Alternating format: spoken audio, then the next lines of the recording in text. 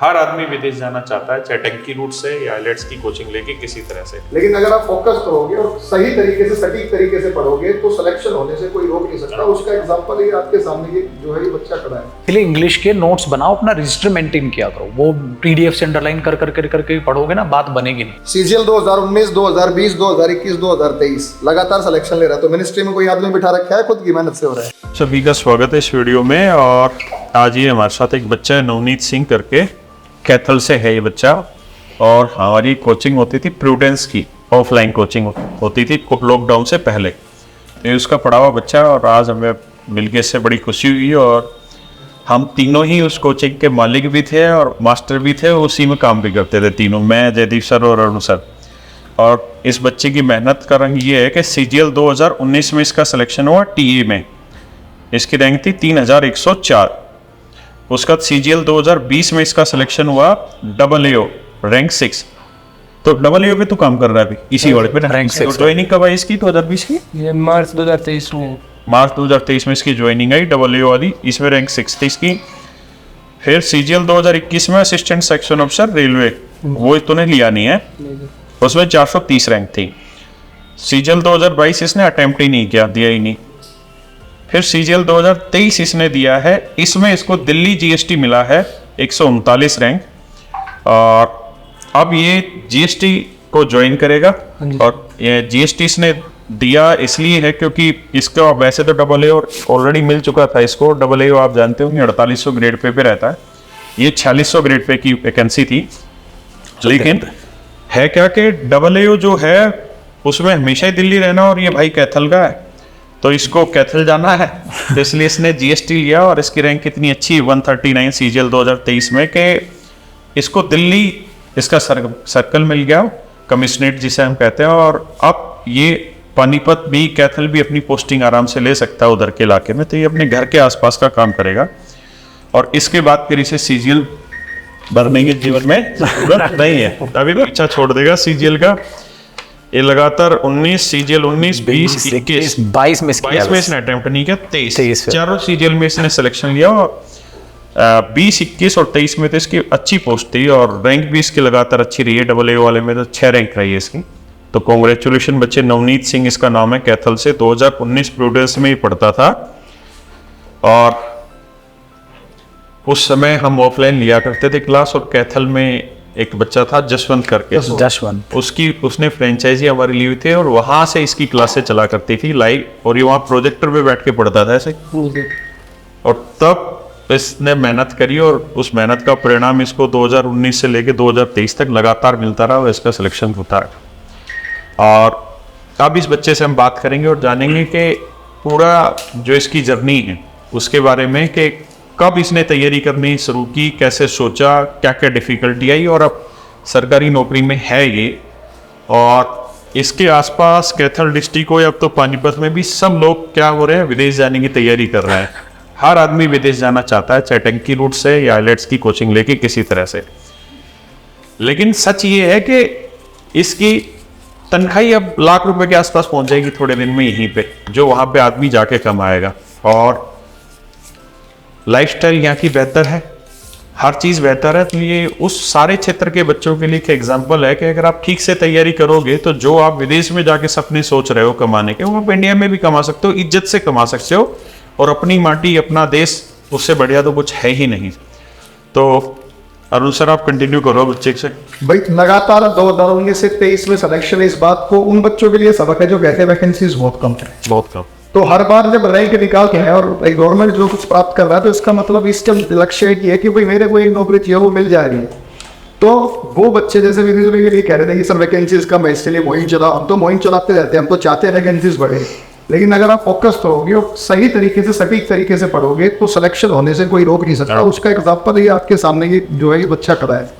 तो हमने इनसे पूछा भी था कि भाई सिलेक्शन जो हुआ है आप लोग, आपका गवर्नमेंट जॉब में भी आप रहे, AAO में कर रहे हो, तो कितना पढ़ रहे हो साथ साथ, या पहले की तैयारी काम आ गई आपके? पहले की तैयारी मैथ की, हिंदी की, इंग्लिश से तो काम आ रहे थे, जीके में रिवाइज ना, करंट अफेयर्स ऐड हो गया ना वहाँ पे। हमारा प्रूडेंस का लक्ष्य भी था, क्या कहते हैं एक बार आखिरी बात, तो एक ही बात पढ़ लो, आखिरी बात पढ़ लो। जीएस में जो करेक्ट अपडेशन है या जो चीज़ें चेंजेस हो रही है, केवल उन्हीं में अगर अपडेशन करेंगे ना तो ये हो जाएगा।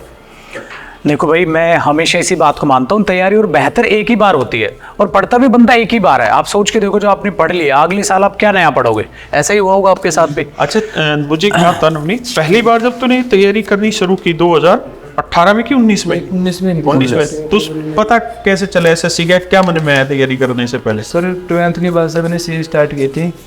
अच्छा। उसमें मेरे आईपीएससी से क्लियर हो गया था। हाँ। फिर उस टाइम लगता है सर गवर्नमेंट जॉब लेने में बहुत मुश्किल है, मतलब नेक्स्ट टाइम पॉसिबल लगती है। तो सीए तो मेरे हिसाब से गवर्नमेंट जॉब से ज्यादा मुश्किल है, पता चला CA तो बहुत है। हाँ, तो मेरे 5 साल तो निकल ही जाते हैं। हम 5 तो निकल जाते, मेरे 2 साल हो गए थे उसमें सर। साथ साथ में मैंने बीकॉम कर ली थी, क्योंकि क्या एक ऑप्शन लेके चल एक ऑप्शन, ठीक है। तो बीकॉम प्रोग्राम की या ऑनर्स की? BCom programme. उसके साथ सीए, उससे ट्रेंड था ये 2019 का ना, बीकॉम प्रोग्राम प्लस सीए। तो फिर? उस साल सीजे 17 से मेरे भाई का सिलेक्शन हो गया था सर। तो मेरे को लगा कि मेरे भाई को तो मेरा भी हो सकता है फिर, तो उनसे गाइडेंस लेता रहा साथ में। तो मुझे ऐसा लग रहा है सीए में इसने पढ़ना सीख लिया, मेहनत तो निचोड़ देता है, सीए तो उल्टा, ठीक है। और वहाँ से फिर ये काम आया है। फिर कैसे, बताओ आप। सर और कहता है मेरे को तो दिल्ली में आना है सर कोचिंग करने के। मैं 16 में आया था कोचिंग के लिए, दिल्ली मेरे को सूट किया नहीं, तो मैंने कहता है दिल्ली में सूट क्या नहीं? क्या नहीं, यहाँ लोग मरते हैं दिल्ली के लिए। उधर आते ही हमें बीमार हो जाते हैं, नीड बहुत ज़्यादा होती है। तो जो गांव का बंदा होता है वो यहाँ पे इस हिसाब से हम यहाँ चिमनी में जी रहे हैं। मेरे पापा मना करें दिल्ली नहीं रहेंगे।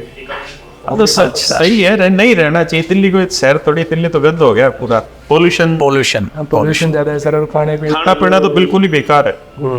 और पीजी का आज के टाइम में जो हालात है वो तो बहुत बुरी है, खाने बहुत पीने बुरी। को लेके तो बहुत स्वस्थ नहीं है खाना। तो उधर कैथल में देखा सर मैंने, कोचिंग सेंटर लोकल सेंटर पे होने में वो पता लगी ये कुछ नहीं करवा सकता एसएससी का। हाँ। और एक प्रूडेंस सेंटर था, उसका आपका नाम सुना सर मैंने, राकेश यादव सर का। तो मैं वहाँ पे गया था, वहाँ पे जो पूरा बैच ज्वाइन कर लिया था फरवरी में, और पढ़ता रहा सर। साथ साथ में सेल्फ स्टडी भी की, जैसे पूरा सिलेबस कंप्लीट होता गया। एक्सरसाइज की, मैथ की, अरिथमेटिक बुक आपकी सर उससे की थी 3-4 बार वो की थी। राकेश जयदीप सर ने नोटबुक करवा रखी थी, कंप्लीट उससे कर लिए थे। और साथ में मॉक टेस्ट देने स्टार्ट कर दिए थे। अच्छा, तो नवंबर तक सिलेबस कंप्लीट हो गया था। फिर 19 का जो परी हुआ था, मार्च में हुआ था सर वो। तो इंग्लिश का तो उस टाइम हम स्टडी मटेरियल प्रोवाइड करते थे ना शायद, वो प्रिंट आउट निकलवा के वाला स्टाइल ना, बुकलेट वाला, वहाँ से। बहुत बढ़िया, बहुत बढ़िया। अच्छा ये बता भाई, सीजीएल नवनीत, सीजीएल 2019, 2020, 2021, 2023 लगातार सिलेक्शन ले रहा, तो मिनिस्ट्री में कोई आदमी बिठा रखा है, खुद की मेहनत से हो रहा है? खुद की मैंने तो मैंने तुम बच्चों को भी बता दे, जो ये कहते हैं सर वैकेंसीज कम है, वो कहते हैं सर तैयारी हमारी। ये गांव का बच्चा है, कैथल का लड़का है, खेती बाड़ी इसका बैकग्राउंड है, माता पिता दोनों किसान है, खेती करते हैं, मदर जो है हाउसवाइफ है।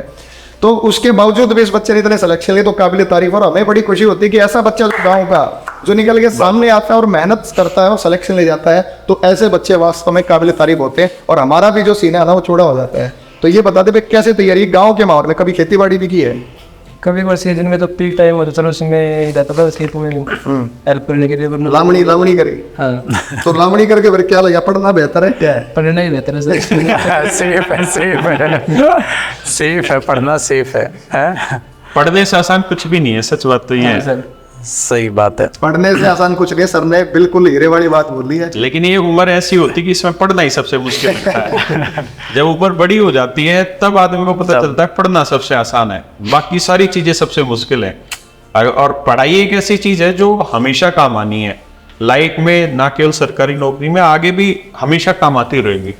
तो पढ़ाई सबसे आसान है और ये सबको माना। मुझे इस बच्चे का जो सबसे बड़ा सरप्राइज फैक्टर लग रहा है ना वो ये कि 2019 में इसने तैयारी करनी स्टार्ट की और आज कहा 2024 आ गया और अब इसका 2023 में जीएसटी पे हुआ है। तो कितने साल लगातार 5-6 सिलेक्शन ली थी, लगातार काम कर रहे हैं ना, वो बहुत बड़ी चीज है। तो अभी नौकरी के साथ साथ पढ़ता है कुछ तक, अब छोड़ दिया। हम तो सर सिलेक्शन के बाद बंद कर दिया, वरना तो जैसे एग्जाम आता है 3-4 महीने पहले पता चलता था कि एग्जाम आएगा तो स्टार्ट कर देता था।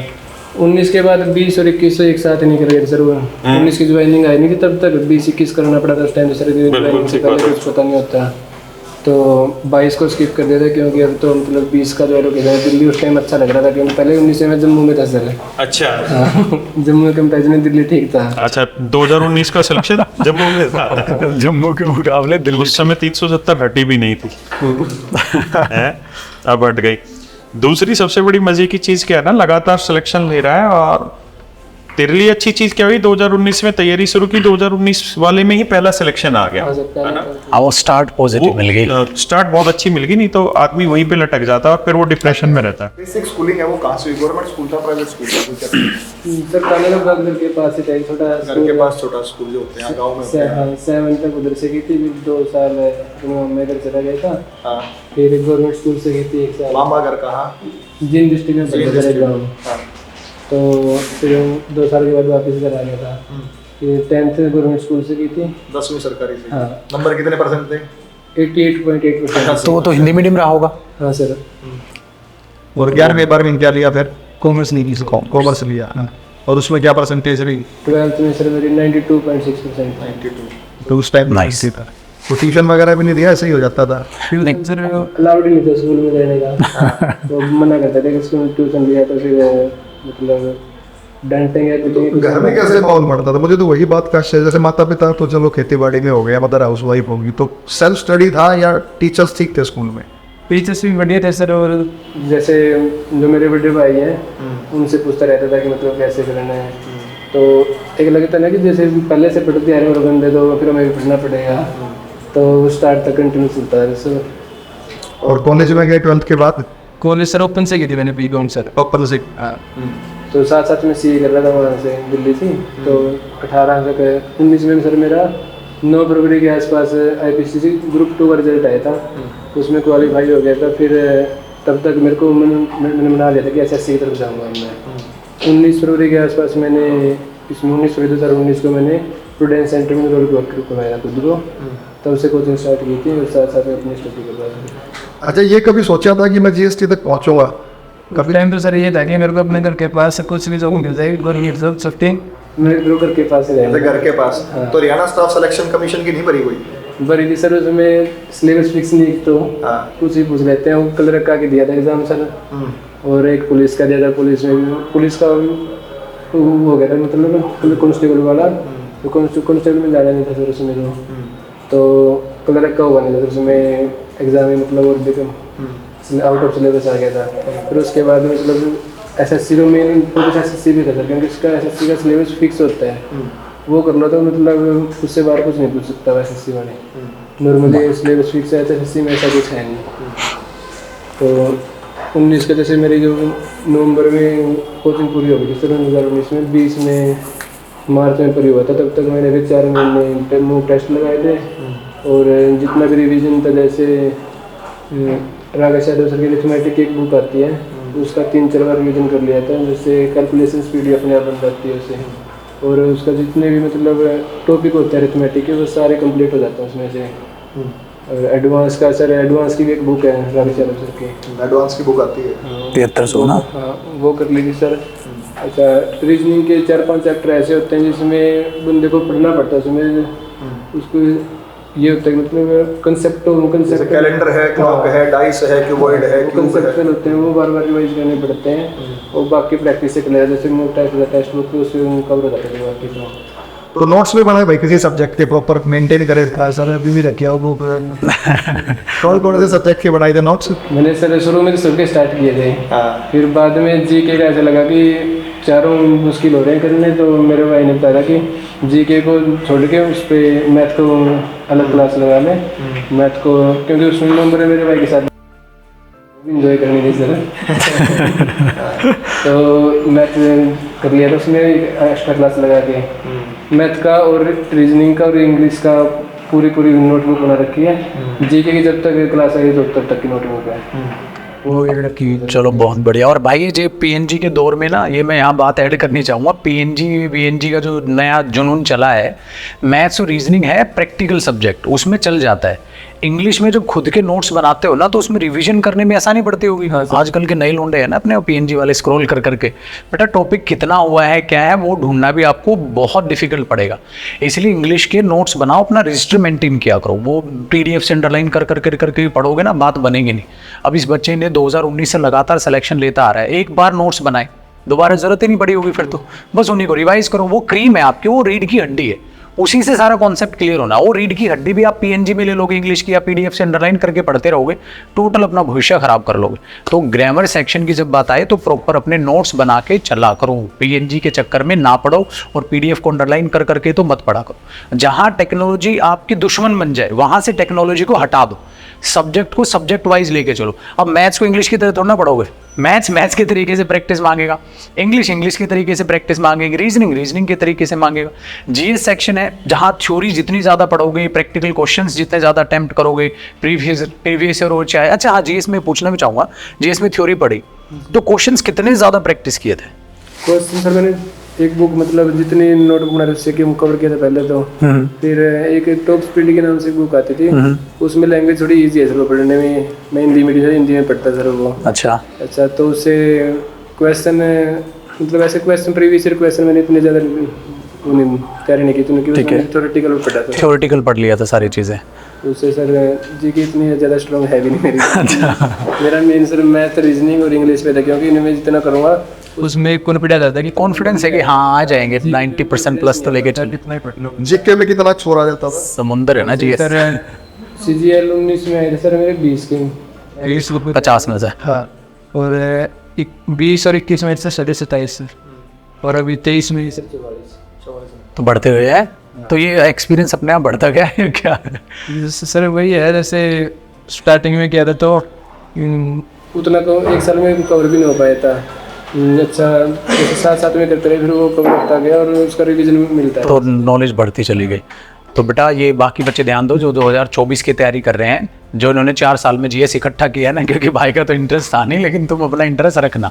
तुम्हें 2024 में उतना पढ़ना है जितना इन्होंने 3-4 साल में कवर किया। अब तो जीएस में शायद करंट अफेयर का ज़्यादा रोल हो गया।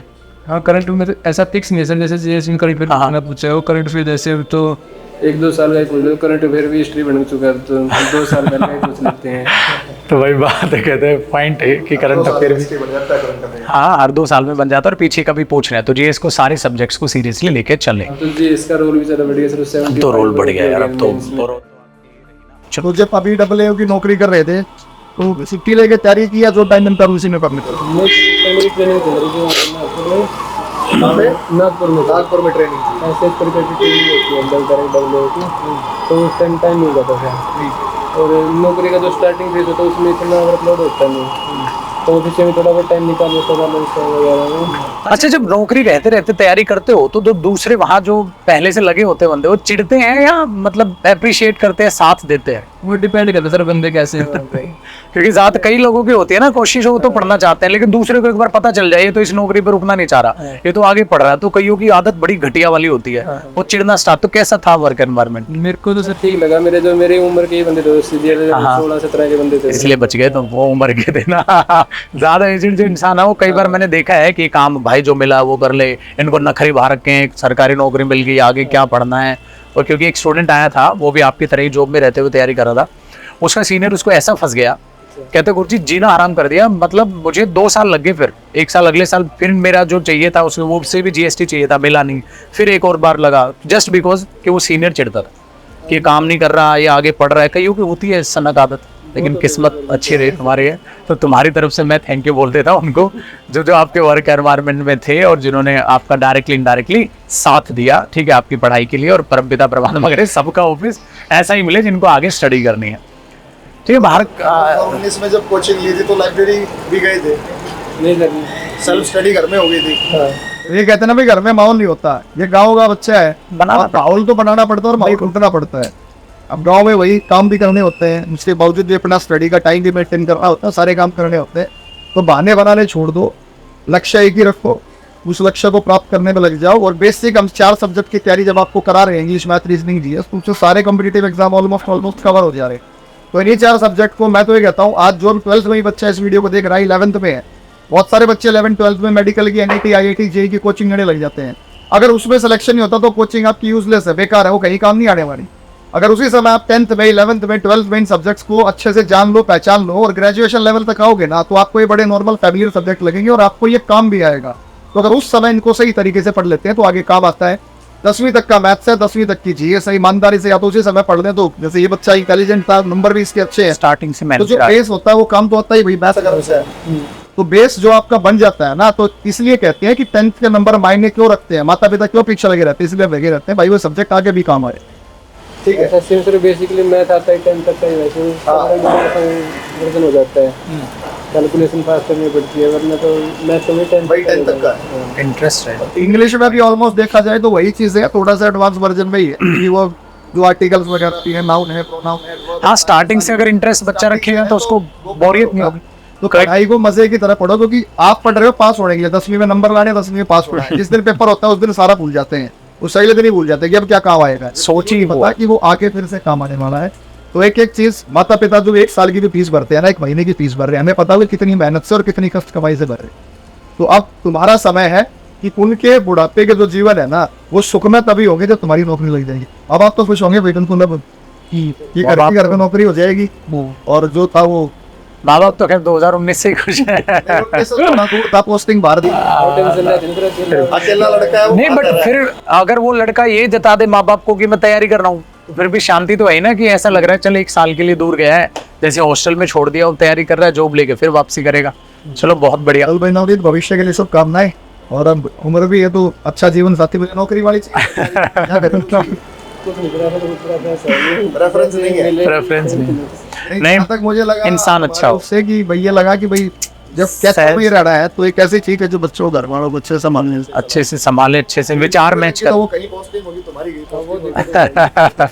या कहता मैं को टीचर हो गवर्नमेंट गवर्नमेंट टीचर है ये, ठीक है, दोपहर तक अपना नौकरी कर लेगी भाभी जी, फिर वापसी है।